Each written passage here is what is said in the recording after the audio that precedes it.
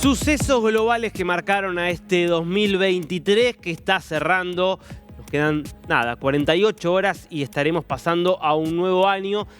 Y vas a ver, cuando hagamos este repaso que estamos empezando ahora, que muchas cosas han sucedido. Muchas cosas que tendrán consecuencias que se seguirán sintiendo durante muchísimos años, quizás durante décadas. Atención que este ha sido un año muy importante, punto de inflexión en muchos sentidos.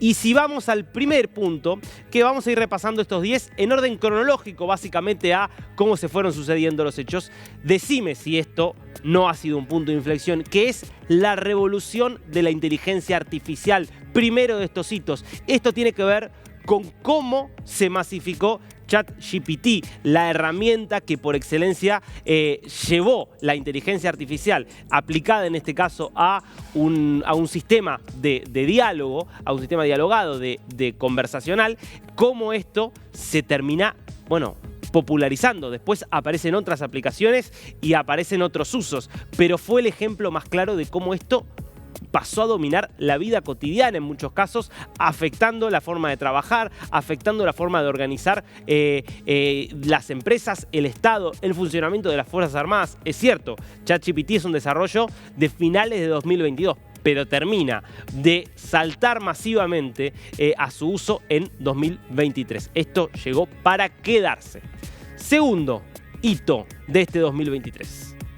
La mayor tragedia natural del año, pasó, pero estamos hablando de los terremotos en Turquía y Siria. 59.000 personas murieron como resultado de la sucesión de sismos. La mayor parte de estas muertes se produjeron en Turquía, más de 50.000. Es el mayor terremoto en más de un siglo. En Turquía, la zona de Gaziantep fue la más afectada, quedó muy en evidencia, más allá de la tremenda potencia del terremoto que llegó a tener una magnitud de 7.8 en la escala Richter y que justamente fue de enorme impacto por la fuerza. También quedó en evidencia la debilidad de la infraestructura de toda esta zona que no estaba preparada para resistir ningún tipo de sismo, a pesar de que está dentro de una falla geológica y que esto podía suceder. El mayor desastre natural de 2023, este terremoto. Pasemos al siguiente hito. La caída del Silicon Valley Bank. ¿Se acuerdan de lo que fueron? Esto ocurre en los meses justamente de en los primeros meses del año, primer trimestre del año, febrero, marzo, que se da una pequeña crisis financiera que no estaba claro hasta dónde podía escalar, porque cae este Silicon Valley Bank, que era el banco más importante de Silicon Valley, el banco que tenía como clientes a las principales empresas tecnológicas de California, que era uno de los bancos más grandes a nivel comercial de todo Estados Unidos, y se empieza a dar una reacción en cadena porque empiezan a caer otros bancos después. Esto incluso termina propagándose a Europa, porque Credit Suisse, segundo banco de Suiza, se declara en quiebra y termina siendo absorbido por el primer banco de Suiza, que es UBS. Quedó ahí la crisis. Los grandes bancos de inversión, a diferencia de lo que había pasado en la crisis de Lehman Brothers de 2008, se mantuvieron en pie y se logró capear el temporal. Pero fueron semanas de muchísima tensión en el mercado financiero, todo a partir de la quiebra del Silicon Valley Bank.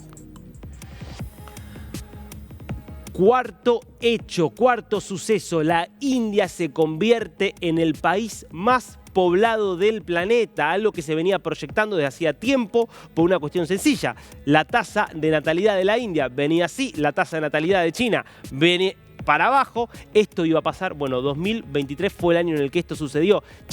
India, pasó a ser el país más poblado del planeta, una población estimada en 1.430 millones de habitantes. 1.430 millones de habitantes. China estaría en 1.420 millones de habitantes. Todo un cambio. Esta diferencia se va a ir ampliando, insisto, por las distintas cuestiones de la tasa de natalidad. Esto, sumado a que la India también en este año llega al espacio por primera vez, termina de posicionar a la India como una de las grandes potencias emergentes del mundo que se viene. Finlandia ingresa a la OTAN. Ves ahí al ministro de Relaciones Exteriores entregándole los papeles o recibiendo los papeles de mano de Antony Blinken, el secretario de Estado de Estados Unidos, con el secretario general de la OTAN, Jens Stoltenberg, país número 31 en sumarse a esta alianza. Algo impensable. Estamos hablando de un país que comparte 1.300 kilómetros de frontera con Rusia.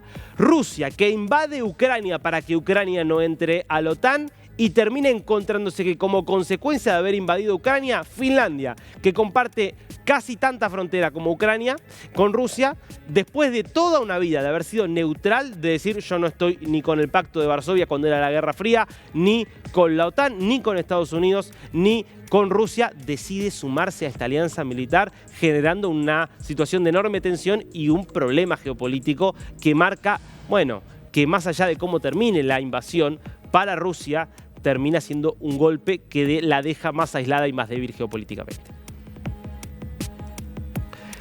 Carlos III coronado como rey del Reino Unido de Gran Bretaña e Irlanda del Norte. Claro, él asciende al trono el año pasado, en septiembre, luego de la muerte de su madre. Ustedes saben, es un proceso automático.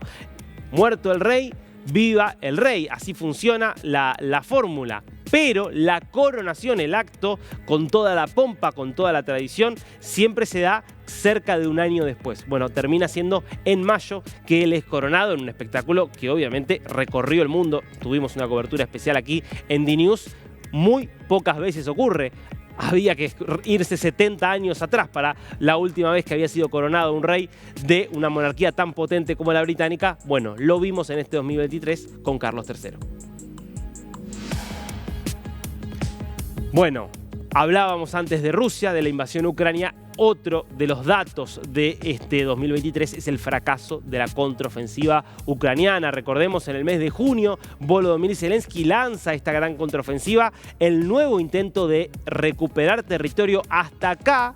Ya hoy han pasado 674 días desde el comienzo de la guerra, pero en ese momento ya habían transcurrido más de un año y hasta ese momento todas las contraofensivas ucranianas habían sido exitosas. Ucrania de a poquito iba recuperando parte del territorio que había sido ocupado por Rusia en los primeros días posteriores a la invasión del 24 de febrero de 2022. Sin embargo, esta última contraofensiva fracasa. No logra vencer la resistencia rusa, ya mejor preparada, mejor pertrechada, más organizada que lo que había sido en los primeros momentos de la guerra. Y el fracaso de esta contraofensiva, sumado a que Estados Unidos, por la decisión del Partido Republicano de no aprobar más envíos de recursos, está generando que Ucrania no tenga hoy a disposición los mismos recursos con los que contaba al comienzo de la guerra. Bueno, me parece que anticipan un futuro que es muy difícil para Kiev, que se aleja cada vez más de su aspiración de expulsar por completo a Rusia de su territorio. Bueno, este será un tema ya no de un año, ni de una década, sino temas del siglo seguramente. Cómo julio de 2023 se convirtió en el mes más caluroso de todos los tiempos, por lo menos desde que hay registro, y cómo es un anticipo de este 2023 que se va a terminar convirtiendo, cuando terminen de procesarse los datos, en el año más caluroso de la historia, marcando lo que es la combinación de un cambio climático que ha dado un salto cualitativo y cuantitativo muy fuerte en este 2023, sumado también a fenómenos circunstanciales como es el caso del Niño, pero una temperatura de la Tierra que por primera vez superó los 17 grados promedio en todo el planeta, y que lo que anticipa es más desastres naturales, más desequilibrios como consecuencia de un clima que está desquiciado. 9. Una de las grandes tragedias humanitarias de este año. Azerbaiyán captura el enclave de Nagorno-Karabaj y expulsa en una limpieza étnica que hacía mucho tiempo no se veía a 120.000 armenios que desde hacía siglos vivían en esta región, una región que está rodeada hoy de territorio de Azerbaiyán, que había sido siempre habitada por armenios, pero que por cuestiones administrativas en tiempos de la Unión Soviética se le concede a Azerbaiyán, cuando tanto Armenia como Azerbaiyán eran repúblicas socialistas soviéticas, que Tras la caída de la Unión Soviética y la independencia de estos dos países, da lugar a una guerra que estaba en una situación de stand-by, pero siempre con los armenios controlando este territorio. Bueno, Azerbaiyán, con el apoyo de Turquía, avanzó, destruyó iglesias, mató a una gran cantidad de gente y obligó, luego de ocupar este territorio, a la gente a irse para evitar un segundo genocidio armenio, para no repetir la historia de lo que ocurrió después de la Primera Guerra Mundial.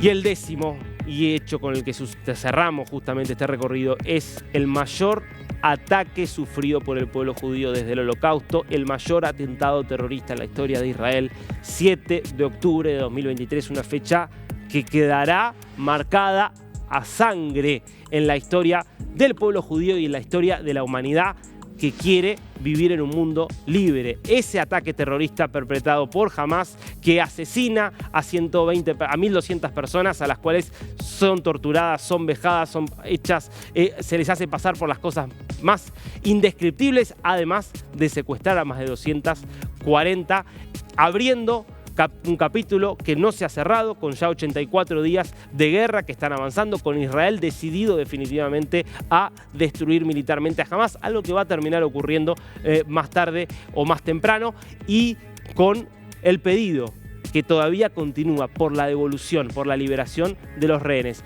Más de 100 fueron liberados. Hay otros 120 que continúan en cautiverio y deben ser liberados. Además de que Hamás debe ser destruido.